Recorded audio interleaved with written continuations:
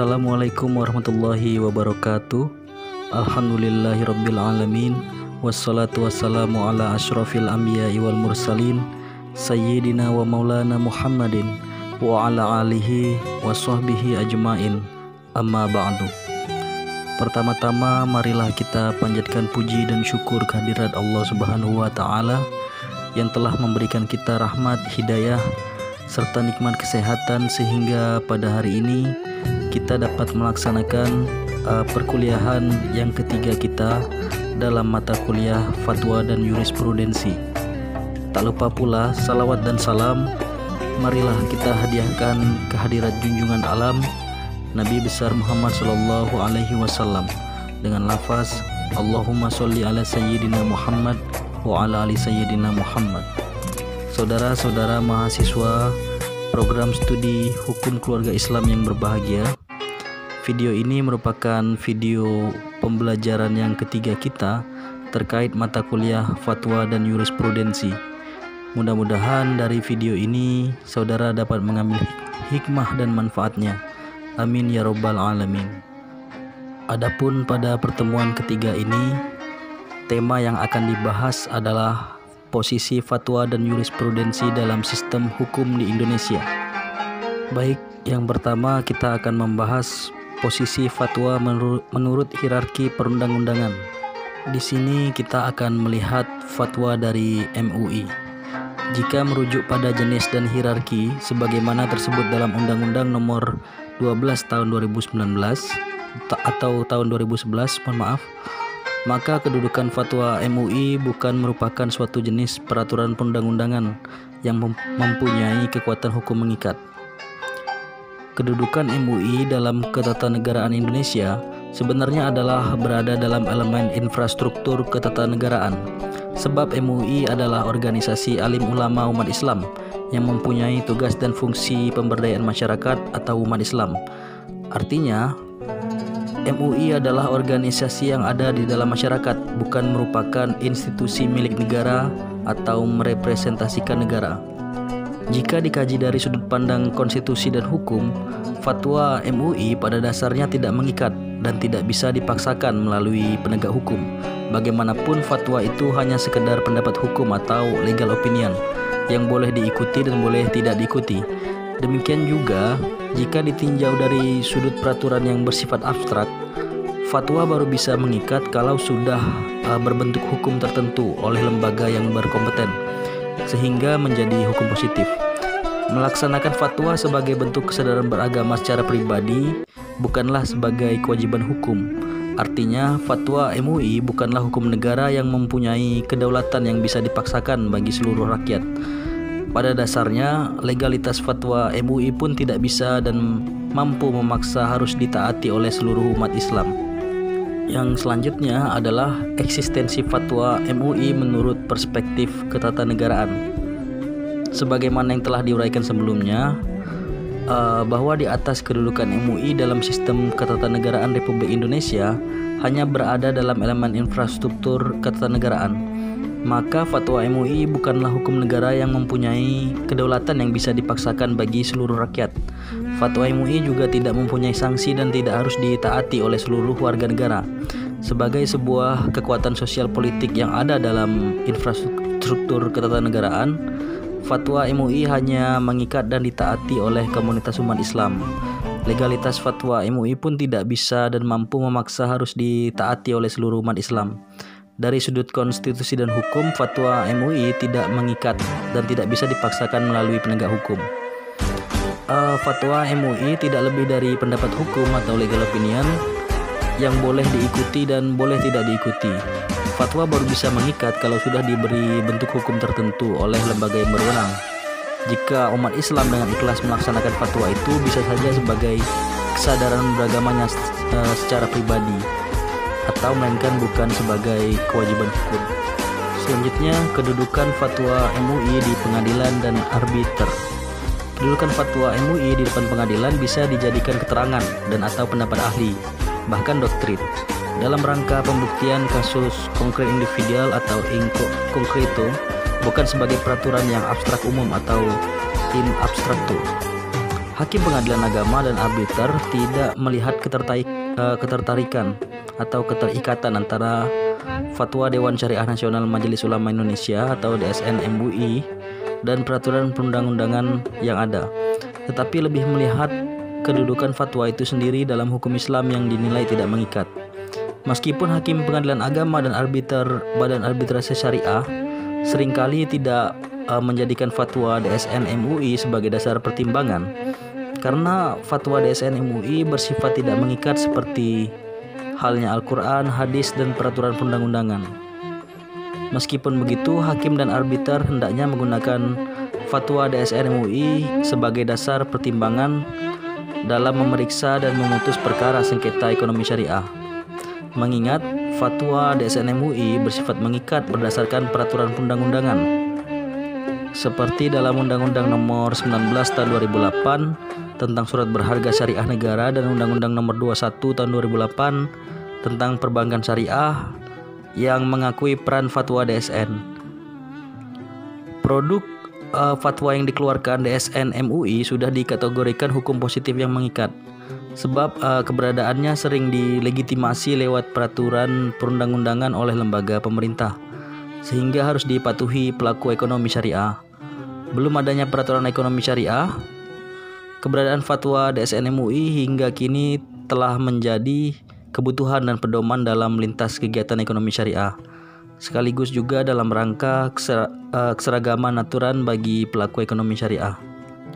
Hampir semua peraturan kegiatan ekonomi syariah di bidang perbankan, asuransi syariah, pasar modal syariah menyebutkan prinsip syariah sesuai Al-Quran dan hadis yang terdapat dalam fatwa DSN MUI. Fatwanya telah menjadi pedoman atau dasar keberlakuan kegiatan ekonomi syariah tertentu bagi pemerintah dan lembaga keuangan syariah. Jadi fatwa DSN MUI itu bersifat mengikat karena diserap ke dalam peraturan perundang-undangan. Terlebih adanya keterikatan antara DPS dan DSN karena anggota DPS direkomendasikan oleh DSN. Demikian juga diberlakukan ketika melakukan tugas pengawasan. DPS harus merujuk pada fatwa DSN.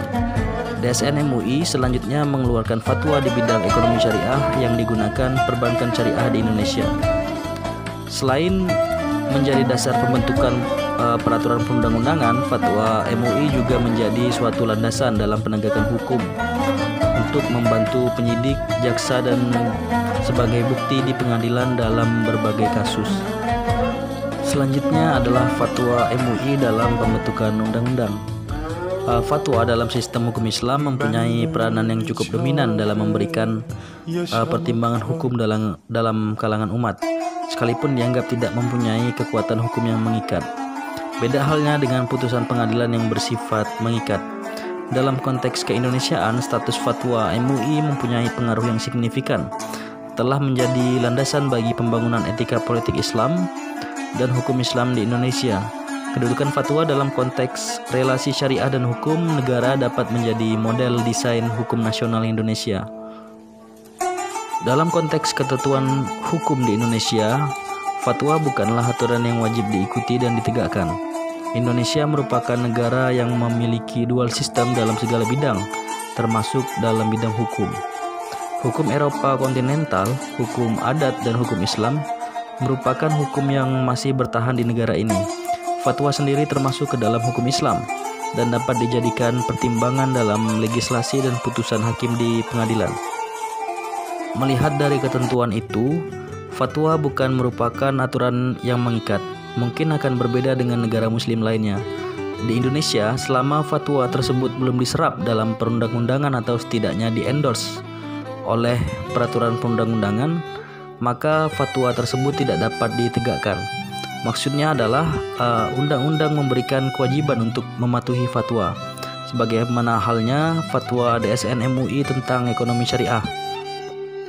Fatwa ini mengikat atau wajib diikuti oleh pelaku usaha syariah, karena peraturan perundang-undangan mengatakan bahwa prinsip syariah adalah ketentuan sebagaimana yang tercantum dalam fatwa DSN MUI. Fatwa bukan berarti produk yang sia-sia. Fatwa MUI akan tetap menjadi jawaban hukum atas persoalan baru karena merupakan hasil ijtihad. Di samping itu, fatwa MUI dapat menjadi masukan dalam perubahan hukum yang akan dilakukan, sebagaimana yang telah dilakukan oleh MUI selama ini dengan baik. Hampir semua peraturan kegiatan ekonomi syariah di bidang perbankan, asuransi syariah, pasar modal syariah menyebutkan prinsip syariah sesuai dengan Al-Quran dan hadis yang terdapat dalam fatwa DSN MUI. Dengan demikian, fatwa DSN MUI menjadi pedoman atau dasar keberlakuan kegiatan ekonomi syariah. Jadi, fatwa DSN MUI bisa bersifat mengikat karena diserap ke dalam peraturan perundang-undangan. Banyak peraturan undang-undang dan aturan di bawahnya didasarkan pada fatwa DSN MUI seperti Undang-Undang Nomor 21 Tahun 2008 tentang perbankan syariah, Undang-Undang Nomor 19 Tahun 2008 tentang surat berharga syariah negara, dan Peraturan Mahkamah Agung tentang kompilasi hukum ekonomi syariah. Selanjutnya kita masuki kedudukan jurisprudensi dalam sumber hukum di Indonesia. Sebagai negara bekas jajahan Belanda berdasarkan asas konkordansi, Indonesia menganut sistem hukum civil law. Jurisprudensi dalam sistem civil law berarti putusan-putusan hakim terdahulu yang telah berkekuatan tetap dan diikuti oleh para hakim atau badan peradilan lain dalam memutus perkara atau kasus yang sama. Sehingga dapat dikatakan bahwa jurisprudensi merupakan putusan-putusan hakim atau pengadilan yang telah berkekuatan hukum tetap dan dibenarkan oleh Mahkamah Agung sebagai pengadilan kasasi atau putusan Mahkamah Agung sendiri yang sudah berkekuatan hukum tetap. Diakuinya jurisprudensi sebagai sumber hukum semakin menegaskan tugas dan kewenangan hakim dalam melakukan penemuan hukum. Hakim tidak hanya sekedar menerapkan undang-undang, melainkan hakim juga mampu membentuk hukum. Terlebih ketika aturan yang terdapat di dalam undang-undang tidak jelas, undang-undang yang ada tidak sesuai dengan keadaan atau undang-undang tidak mengatur masalah yang dihadapi. Kewenangan hakim dalam melakukan penemuan hukum disebabkan karena hakim dihadapkan pada peristiwa konkret atau konflik untuk diselesaikan, sehingga sifatnya sangatlah rumit. Hasil penemuan hukumnya merupakan hukum karena memiliki kekuatan yang mengikat sebagai hukum yang dituangkan dalam bentuk putusan. Karena itu, putusan yang telah ditetapkan hakim tersebut harus ditaati dan memiliki kekuatan hukum yang mengikat, terutama bagi pihak yang berperkara. Dalam mengembangkan pemberlakuan jurisprudensi sebagai sumber hukum formil, hendaknya jurisprudensi diletakkan pada fungsi yang diembannya, yaitu sebagai pedoman penanganan kasus atau sengketa yang sejenis. Ada beberapa fungsi jurisprudensi, yaitu adalah yang pertama, menciptakan standar hukum atau to settle law standard. Jurisprudensi harusnya berpatokan pada parameter rasional, praktis dan aktual, sehingga putusan itu sebagai the maturity of law dalam kehidupan bangsa. Yang kedua adalah membina terwujudnya unified legal framework atau landasan hukum yang sama, serta unified legal opinion atau keseragaman hukum yang sama. Yang ketiga adalah menegaskan kepastian hukum untuk mencegah putusan bersifat disparitas antara putusan yang satu dengan putusan yang lain. Hakim dalam melaksanakan fungsi dan kewenangan kekuasaan kehakiman itu diberikan otonomi kebebasan yang jangkauannya secara luas meliputi: yang pertama, menafsirkan peraturan perundang-undangan; yang kedua, mencari dan menemukan asas-asas dan dasar-dasar hukum; yang ketiga, menciptakan hukum baru apabila menghadapi kekosongan perundang-undangan; yang keempat, bahkan dibenarkan melakukan kontra legem apabila ketentuan suatu pasal perundang-undangan itu bertentangan dengan kepentingan umum. Lalu selanjutnya, memiliki otonomi yang bebas mengikuti jurisprudensi. Berdasarkan pada kewenangan yang dimiliki oleh hakim dalam perundang-undangan, bahwa hakim memungkinkan untuk menciptakan hukum baru melalui mekanisme judge-made law. Walaupun asas hukum yang diciptakan itu tidak bersifat umum, tetapi hanya terbatas pada kasus tertentu. Jika dalam kenyataan tidak ditemukan ketentuan yang jelas dan rinci, atau apabila kepentingan umum itu yang memang menghendaki. Beberapa fungsi jurisprudensi tersebut menunjukkan bahwa jurisprudensi berperan dalam pembentukan hukum baru baik ketika hukum positif tidak mengatur tentang peristiwa konkret yang dihadapi oleh hakim, maupun ketika undang-undang dianggap tidak lagi relevan dengan perkembangan masyarakat. Meskipun demikian, sebagai negara yang menganut sistem civil law, dalam menghadapi perkara yang sejenis, hakim tidak serta-merta terikat dengan putusan Mahkamah Agung sebagai pengadilan tertinggi di Indonesia. Demikian tadi terkait dengan kedudukan fatwa dan jurisprudensi sebagai bagian dari sumber hukum di Indonesia. Telah sedikit kita bahas pada hari ini.